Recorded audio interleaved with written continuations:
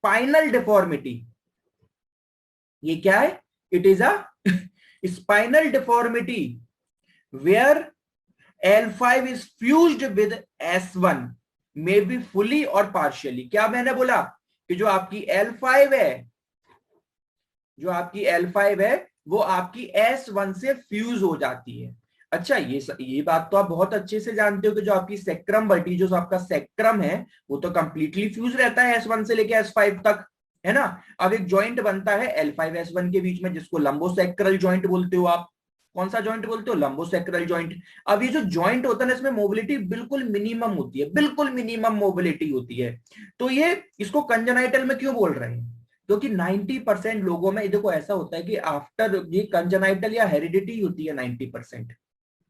10% chances होते हैं कि आगे चल के ये जॉइंट फ्यूज्ड हो जाए। अच्छा, ये भी समझ लो कि 90% केसेस में ये कोई प्रॉब्लम भी क्रिएट नहीं करती, कोई पेन वेन क्रिएट नहीं करती। क्या होता है, क्यों नहीं करती सर? क्योंकि L5S1 रीजन पे इतनी मोबिलिटी होती भी नहीं है। अगर वो कंप्लीटली, देखो इसमें ये दिख रहा है फ्यूज्ड है। मैंने क्या बोला था कि it is a spinal deformity है एक, वेयर L5, ये देखिए L5 है आपके ऊपर वाली, इज फ्यूज्ड विद S1।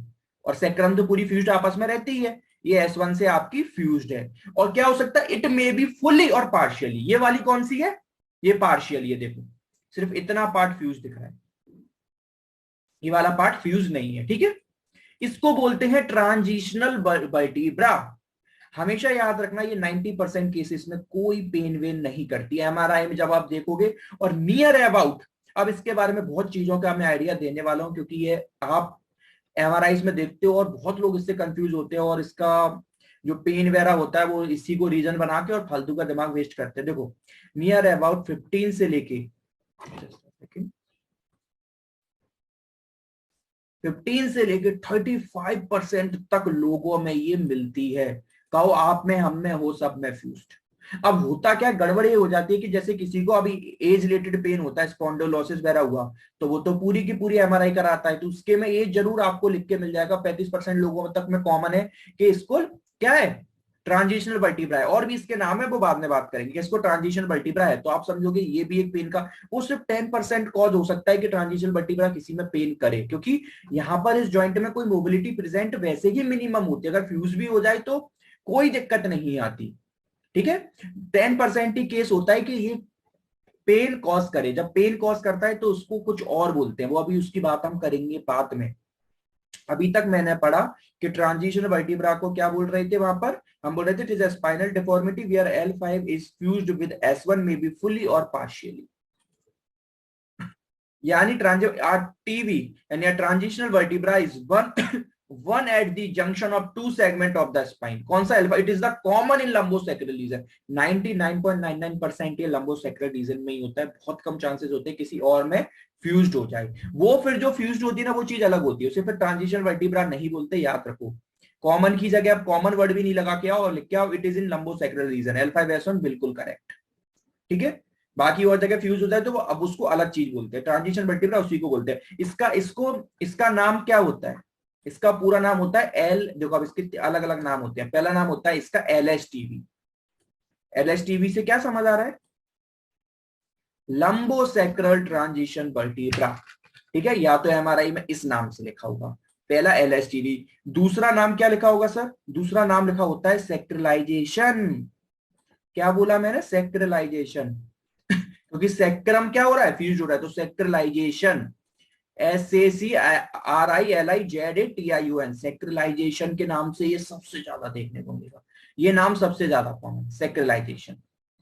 ऐसा लिखा होगा सेक्रलाइजेशन इज फाउंड इन L5S1, ऐसा प्रॉपर आपको मेंशन करके देंगे। या LSTV डला होगा, लंबोसेक्रल ट्रांजिशन वर्टिब्रा। सेक्रलाइजेशन एक नाम से और बोलते हैं इसे, लंबराइजेशन। क्योंकि अब देखो इनमें एक छोटा सा माइन्यूट डिफरेंस होता है कि सर लंबराइजेशन और सेक्रलाइजेशन दो अलग अलग नाम क्यों रखे? एक आपने सेक्रम के रिस्पेक्ट में बोल रहे हो और एक आप बोल रहे हो लंबर के रिस्पेक्ट में। ऐसा क्यों? लंबराइजेशन और सेक्रलाइजेशन दो नाम क्यों रखने पड़े? इसका एक छोटा सा कॉन्सेप्ट है, उसे समझने की कोशिश करो।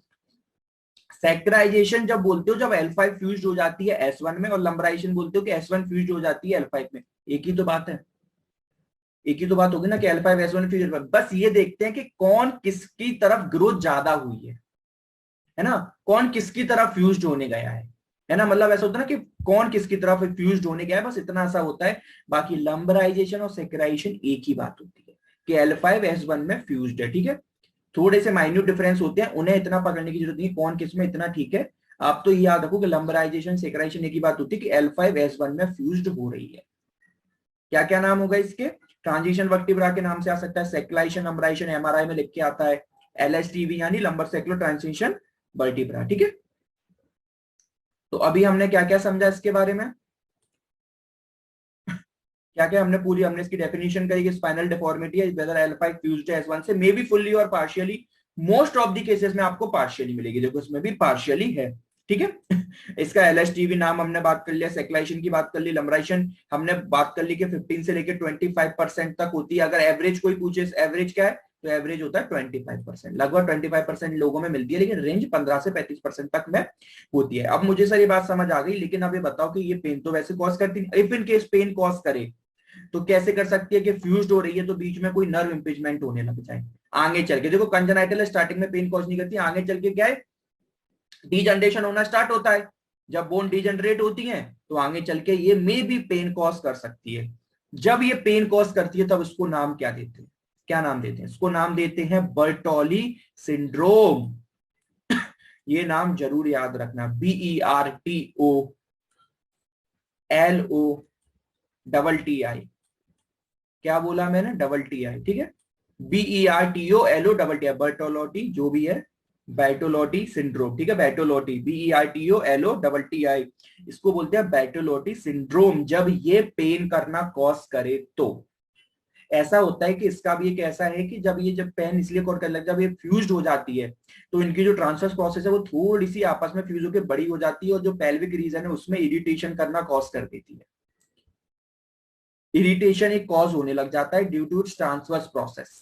अगर ऐसा होने लग जाता है तो आप उसे फिर बर्टोली सिंड्रोम बोलने लग जाते हो। मगर अभी आप ये याद रखो कि मेन हमें याद रखना है कि लंबा अगर इसमें अगर पेन होता है तो उस सिंड्रोम को क्या बोलते हैं, उस सिंड्रोम को बोलते हैं बर्टोली सिंड्रोम, ठीक है।